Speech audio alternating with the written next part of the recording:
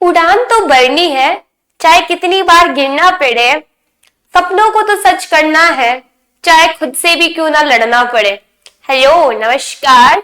आज अपना चैप्टर रहने वाला है भौतिक परिवर्तन एवं रासायनिक परिवर्तन। जैसा कि आप समझ गए होंगे देख के, ठीक है। ये और कॉम्पिटिटिव एग्जाम आप किसी की भी प्रिपरेशन कर रहे हो, जस्ट उनके लिए इंपॉर्टेंट हो जाता है, ठीक है। तो हम जब आज साइंस की क्लास जो अपनी है ना, फर्स्ट क्लास है, तो जब हम साइंस को स्टार्ट करें, किसी चैप्टर को स्टार्ट करें, उससे पहले हमें नॉलेज होना चाहिए बेसिक साइंस का। तो हम फर्स्ट बात करेंगे बेसिक नॉलेज ऑफ साइंस, ठीक है। जो हमें नॉर्मल से क्वेश्चन एग्जाम में पूछे जाते हैं और एग्जामिनर के बहुत ज्यादा फेवरेट होते हैं, हम क्या कर देते हैं, उनको छोड़ देते हैं, ठीक है।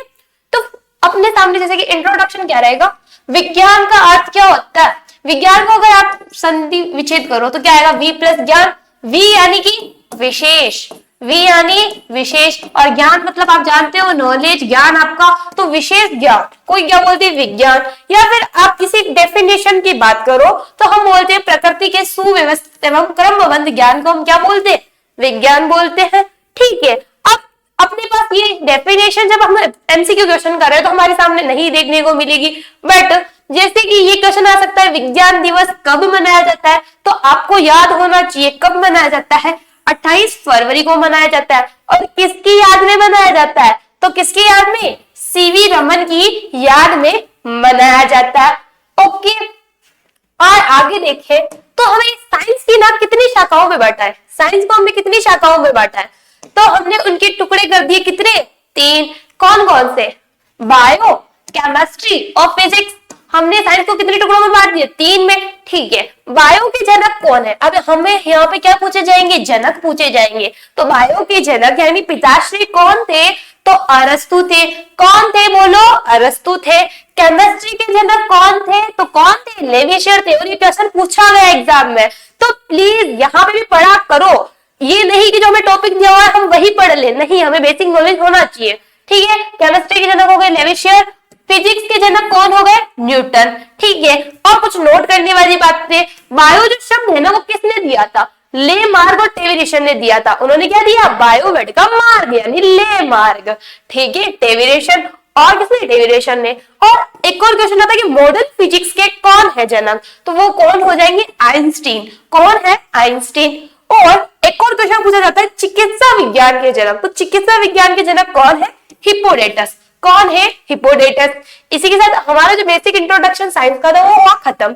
अब हमें क्या पढ़ने, भौतिक परिवर्तन और रासायनिक परिवर्तन। तो सबसे पहले हम क्या पढ़ेंगे, भौतिक परिवर्तन। भौतिक परिवर्तन क्या होता है, कैसे होता है, सब पढ़ेंगे। कैसे क्वेश्चन आते हैं वो भी देखेंगे, ठीक है। तो जस्ट आपके सामने है भौतिक परिवर्तन। तो भौतिक परिवर्तन एक्चुअल में होता क्या, तो जब किसी चीज की ना भौतिक स्थिति बदल जाती है। भौतिक स्थिति क्या होती है, अब देखो, भौतिक परिवर्तन में किसी पदार्थ की अवस्था, आकार, रंग और बनावट और तापमान, गंध, रूप वगैरह बदलते।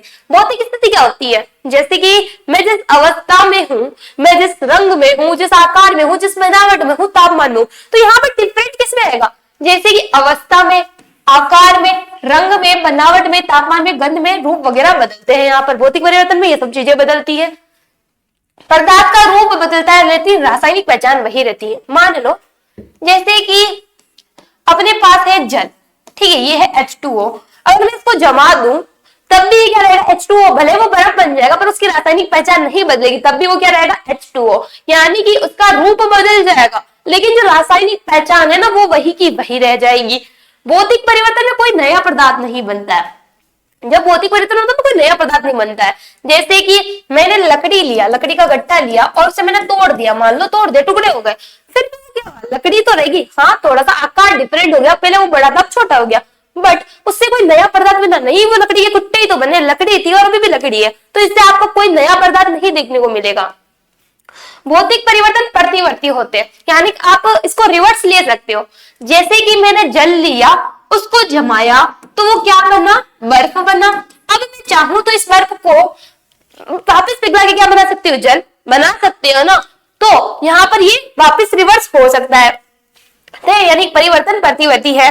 और भौतिक परिवर्तन में पदार्थ की भौतिक उपस्थिति या स्थिति बदलती है। भौतिक परिवर्तन में क्या होता है, पदार्थ की भौतिक उपस्थिति या फिर स्थिति ही बदलती है, ठीक है। इस चीज के बारे में बात कर ली, ये थे हमारे इंपॉर्टेंट पॉइंट। अब आपके सामने जैसे कि ये परिभाषाएं तो नहीं आएगी, आपके सामने आएंगे उदाहरण, आपको बताए पूछा जाएगा कि यहाँ पे कौन सा भौतिक परिवर्तन का उदाहरण है या फिर कौन सा नहीं है, कौन सा रासायनिक परिवर्तन का उदाहरण है। तो जब भी आपको कोई चीज दिख जाए ना, उबलना पिघलना, ये वर्ड दिख जाए आपको, उबलना पिघलना जमना या टुकड़े टुकड़े होना, तो ये सब चीजें किसमें आ जाएगी, भौतिक परिवर्तन। आपको कौन कौन से वर्ड देखने, उबलना पिघलना जमना या टुकड़े टुकड़े हो, जब जहां पर आपको दिख रहा है ना, तेरे समझदार हो, जहां पर सिर्फ भौतिक स्थिति में परिवर्तन हो रहा है, आप वापस उसको रिवर्स कर सक रहे हो, तो उस चीजों के लिए उससे कोई नया पदार्थ नहीं बन रहा है, तब आप क्या बोलोगे, भौतिक परिवर्तन। या फिर वो भी ना समझ आए तो ये शब्द देख लेना, कौन कौन से, उबलना पिघलना जमना और टुकड़े टुकड़े होना।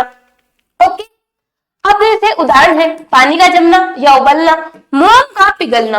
अब जस्ट मोम जो होते हैं ना, वो रासायनिक परिवर्तन में भी आती है और भौतिक परिवर्तन में, इस चीज के बारे में हम आगे बात करेंगे, ठीक है।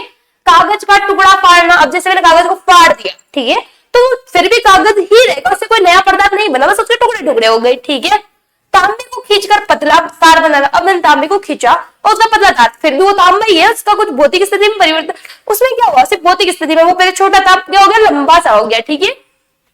लकड़ी को काटना, लकड़ी को मैंने काट दिया, छोटे टुकड़े हो गए। रेत और पानी को मिलाना, अब जैसे मैंने रेत और पानी मिलाया, वापस मैं उसको अलग कर सकती हूँ ना, सूख जाएगा पानी, हट जाएगा, ठीक है। और चीनी पानी में घुलना, लोहे का चुंबक बनना, ठीक है, ये सब किसमें आते हैं, भौतिक परिवर्तन में आते हैं। अब जैसे कुछ चीजें आपके सामने, ये ठोस द्रव, ये आते हैं ना, ठोस द्रव और गैस, ठीक है, ये ठीक है। तो यहाँ पर क्या आएगा, जैसे कोई ठोस वस्तु थी, बर्फ मान लो, क्या थी आपके पास, बर्फ थी, ये बर्फ थी, ठोस वस्तु थी, मैंने उसको गलाया, गलने दिया, तो वो क्या बन गई, द्रव बन गई, यानी क्या बन गई, मान लो पानी बन गई। फिर भी अगर वापस उसको जमाओ तो ये वापस क्या बन जाएगी, बर्फ। यानी किसका उदाहरण हुआ, भौतिक परिवर्तन का, जहां पर मैं क्या कर सकती हूँ, रिवर्स कर सकती हूँ, और ठोस से द्रव बना सकती हूँ, तो द्रव से वापस ठोस भी बना सकती हूँ। अब मान लो मैंने उस द्रव को क्या किया, वाष्पित किया, गर्म किया, और वो वाष्पन से उड़ा, तो वो क्या बना, गैस बना, ठीक है। अब मैं वापस वाष्पन किया, मैंने तो वो बन गया, बट अगर मैं वापस इसको संघनन करूं, इसका वापस इसका संघनन करूं, तो ये द्रव उसका आ जाएगा ना, बरसात होती है, वो पानी बन के उड़ता है, संघनन होके वापस क्या, पानी ही बरसता है, तो संघनन होके क्या बन जाएगा, वापस वो द्रव बन जाएगा। और अगर गैस का डायरेक्टली अगर मैं द्रव ना बनाना चाहूँ, डायरेक्टली क्या कर दूं, उदर्मपातन, ठीक है, तो वो क्या बन जाएगी, ठोस, वापस बर्फ वाली स्थिति में आ जाएगी। यहाँ पर वो क्या है, वो H2O ही था और अभी भी वही है, यहाँ पर रासायनिक परिवर्तन कुछ हुआ क्या, नहीं, तो ये भौतिक परिवर्तन का उदाहरण हो गया। अब हम बात करेंगे रासायनिक परिवर्तन की।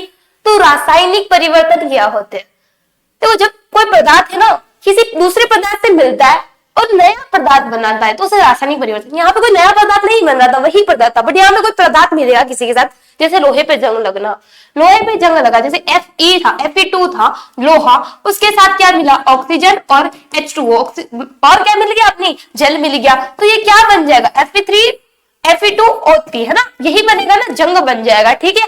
तो यहाँ पर रासायनिक परिवर्तन हुआ, लोहा किससे, जल से मिला। अब यहाँ पर क्या होगा, जब कोई पदार्थ दो या दो से ज्यादा पदार्थों से टूट कर उसका गुण विशेष में बदल जाता है, तो इसे रासायनिक परिवर्तन। यहाँ पर चीजें ना अगर वो टूट के किसी और चीज में बदलेगा, नहीं वो चीज नहीं रहेगी, तो रासायनिक प्रतिक्रिया के परिणाम स्वरूप होता है, ये रासायनिक प्रतिक्रिया होती है, ठीक है, इसको रासायनिक प्रतिक्रिया भी आप बोल सकते हो। रासायनिक परिवर्तन में नया पदार्थ ही बनता है, रासायनिक परिवर्तन अपरिवर्तनीय होता है। जैसे कि आपका भोजन है सड़ चुका, क्या आप उसको सही कर सकते हो, तो वो अपरिवर्तनीय है। दूध को आपने जमा दिया, दही बना दिया, आप उसका दूध नहीं बना सकते, आप रिवर्स में नहीं ला सकते हो, वो परिवर्तनीय था बट ये अपरिवर्तनीय है, ठीक है। रासायनिक परिवर्तन में पदार्थ के संगठन में बदलाव होता है, यहाँ पर क्या है, संगठन में बदलाव होता है, हमने देखा यहाँ पर उदाहरण, ठीक है। अब इसके कुछ उदाहरण है, आपके क्वेश्चन आएंगे, उदाहरण ही पूछे जाएंगे आपको। तो उदाहरण क्या है, तो जहां पर आपको दिख जाए जलना, जब कोई चीज जल जाएगी तो आप वापस उसको, जैसे लकड़ी है उसको हम काट रहे तो छोटे छोटे टुकड़े में, तो वो क्या हो जाएगी, भौतिक परिवर्तन। बट अगर मैं उसको जला दूं, वो राख बन जाएगी, उसको मैं वापस लकड़ी अवस्था में नहीं ला सकती, तो जस्ट जहां पर जलना हो जाएगा वहां पर क्या हो जाएगा, रासायनिक परिवर्तन। जलना, खाना पकाना, अब जैसे मैंने खाना को पका दिया तो मैं उसको वापस कच्चा नहीं कर सकती, वो अपरिवर्तनीय है, ठीक है। जंग लगना, जंग लग जाएगा तो सड़ गई कोई चीज तो वापस दूध का दही बन गया। अगरबत्ती का जलना, अगरबत्ती जल गई फिर वापस उस अवस्था में नहीं ला सकता। थर्माइट का जल उठना, कोयले का जलना, पत्तियों का खाद बनना, रासायनिक परिवर्तन की और कुछ और उदाहरण देखिए। तो प्रकाश संश्लेषण, कोशिकीय श्वसन, दूध से पनीर बनना, पानी में डिटर्जेंट डालना, भोजन का ऊर्जा में रूपांतरण होना, ये सब चीजें किसमें आ जाएगी आपके रासायनिक परिवर्तन में। बट एक जैसे आता है भोजन से वसा, वसा जो होता है ना, तो जब वसा बनता है ना तो वो क्या होता है, भोजन का क्या होता है, टुकड़े टुकड़े हो जाते हैं, तो वो किसमें आता है, भौतिक स्थिति में आता है, ना कि रासायनिक परिवर्तन में। अब हम जब बात कर रहे थे मोमबत्ती की, तो मोमबत्ती तो ये तो आप देखते हो भौतिक परिवर्तन में भी आता है, रासायनिक परिवर्तन में। ये देखो डाउट है कि एग्जामिनर कब क्या दे दे, तो देखो मैं आपका डाउट क्लियर कर देती हूँ। ये है मोमबत्ती, ये अगर जल रही है तो इसका जलना तो किस में आएगा, जलना आ जाएगा रासायनिक परिवर्तन में। किस में आ जाएगा, रासायनिक परिवर्तन, क्योंकि जली हुई को मैं बुझा सकती हूँ बट वापस उस स्ट्रीम में नहीं आ पाऊंगी।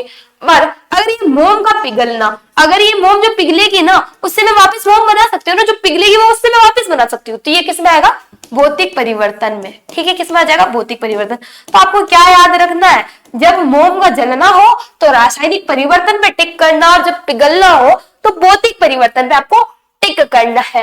इसी के साथ देखो, आप अगर चाहते हो इसके एमसीक्यू हो तो आप जरूर बताइएगा, एमसीक्यू भी करवा दिए जाएंगे। और आपको एक क्लास कैसी लगी है ये बताना ना भूलिएगा।